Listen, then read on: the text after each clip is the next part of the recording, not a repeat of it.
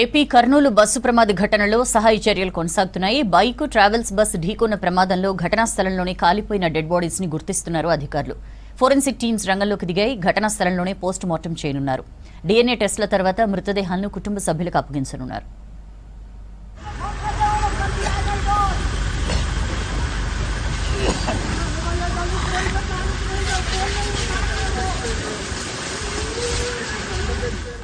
AP కర్నూలులో తెల్లవారుజామున జరిగిన ఘోర బస్సు ప్రమాదం తెలుగు రాష్ట్రాల్లో తీరని విషాదం నింపింది.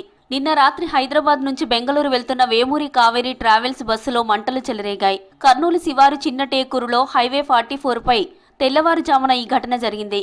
బస్సును బైక్ ఢీకొట్టి ముందు భాగంలోకి దూసుకెళ్లడంతో ఒక్కసారిగా మంటలు చెలరేగాయి.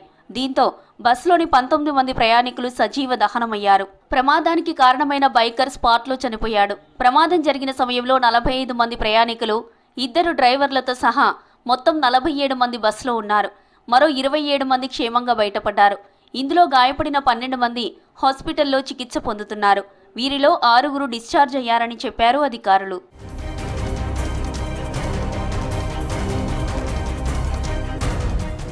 ఏపీ కర్నూలు జిల్లా బస్ ప్రమాదం నుంచి 27 మంది సురక్షితంగా బయటపడ్డారు.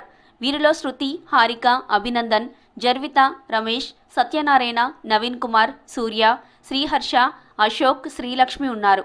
వీరంతా క్షేమంగా ఉన్నట్లు అధికారులు ప్రకటించారు. హిందూపూర్కు చెందిన నవీన్ బస్ ప్రమాదంలో గాయాలైన వారిని 6 తన కారులో కర్నూలు ఆసుపత్రికి తరలించారు. పుట్టపర్తి నుంచి హైదరాబాద్కు వస్తున్న హైమారెడ్డి బస్సులో మంటలు చెలరేగడాన్ని చూసి ఆగారు. పోలీసులకు ఆమె సమాచారం అందించడంతో వెంటనే వారు ఘటనాస్థలికి చేరుకొని సహాయక చర్యలు చేపట్టారు.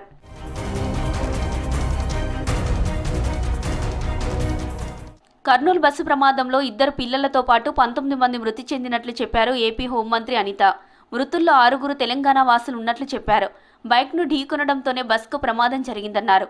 డెడ్ బాడీలను గుర్తించేందుకు 16 ఫోరెన్సిక్ టీంలు ఏర్పాటు చేశామన్నారు. బస్ ప్రమాదంలో 2వ డ్రైవర్ పోలీసుల అదుపులో ఉన్నట్లు చెప్పారు ఏపీ హోంమంత్రి అనిత. బ్లాస్ట్ ఎలా జరిగింది, దానికి కాజ్ ఏంటి, ఇవన్నీ కూడా వాళ్ళు తీసుకుంటారు. 2 టీమ్స్ ని కెమికల్ అనాలిసిస్ కి 2 టీమ్స్ ని ఏర్పాటు చేయడం జరిగింది. ఎందుకంటే ఇది ప్రాపర్ వేలో జరగాలి. ఎందుకంటే ఇది ఒక యాక్సిడెంట్. ఇన్సూరెన్స్లో సంబంధించిన తర్వాత విషయాల్లో కూడా ఎక్కడ ఎవరికి ఇబ్బంది కలగకూడదు. As well as possible forensic department అంతా చాలా అలర్ట్గా ఉంది. పోలీస్ డిపార్ట్మెంట్ అంతా చాలా అలర్ట్గా ఉంది. చిన్న టేకూరు దగ్గర జరిగిన ఘోర ప్రమాదానికి ప్రధాన కారణం ఓ బైక్. బస్ను బైక్ ఢీకొట్టడంతోనే ఘోరం జరిగింది. బైక్ ఢీకొట్టిన తర్వాత దాన్ని 300 మీటర్ల వరకు లాక్కెళ్లింది. ప్రమాదానికి కారణమైన బైకర్ కూడా చనిపోయాడు. మృతుడిని కర్నూలు మండలం ప్రజానగర్కు చెందిన శంకర్గా గుర్తించారు అధికారులు.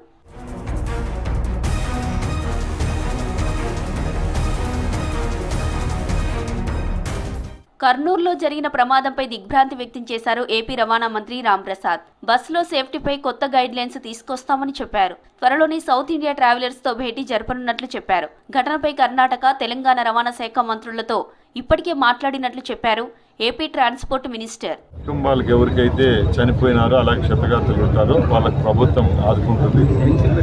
ముఖ్యంగా ఈ బస్సులో ప్రయాణించిన ప్రయాణికులు ఏ రాష్ట్రానికి చెందిన వారు అనేది ఇప్పుడు మేము మా ముందున్న మెయిన్ టాస్క్ ఒకటి. అది కూడా ఒక 2-3 అవర్స్లో వాళ్ళ ఫోన్ నెంబర్స్ ట్రేస్ చేసి, ముఖ్యంగా ఈ సౌత్ ఇండియా పర్మిట్లో ఉంది కాబట్టి తెలంగాణ, ఆంధ్ర అలాగే ఉమ్మడిగా కర్ణాటకకు సంబంధించిన ప్రయాణికులు ఉండొచ్చు కాబట్టి ఆ ట్రాన్స్పోర్ట్ మినిస్టర్లు కూడా మాతో టచ్లో ఉన్నారు.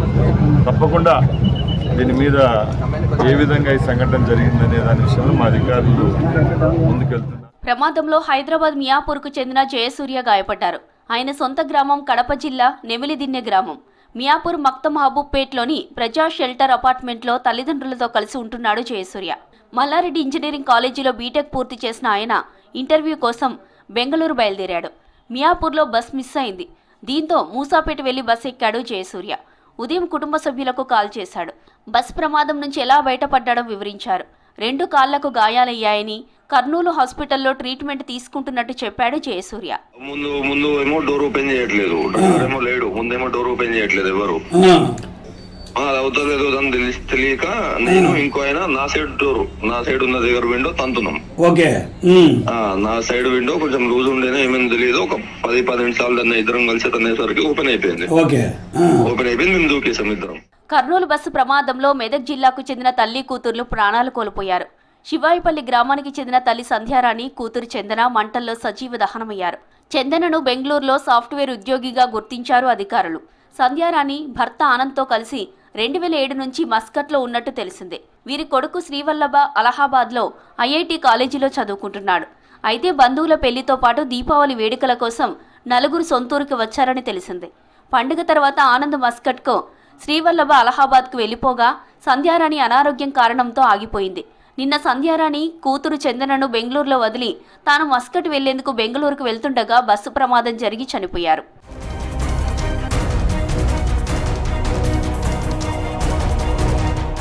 ఘోర రోడ్డు ప్రమాదంతో 2 తెలుగు రాష్ట్రాల విషాదం చోటు చేసుకుంది. ఘటనా స్థలం ప్రయాణికులు, బంధువుల ఆర్దనాదాలతో మారుమోగింది.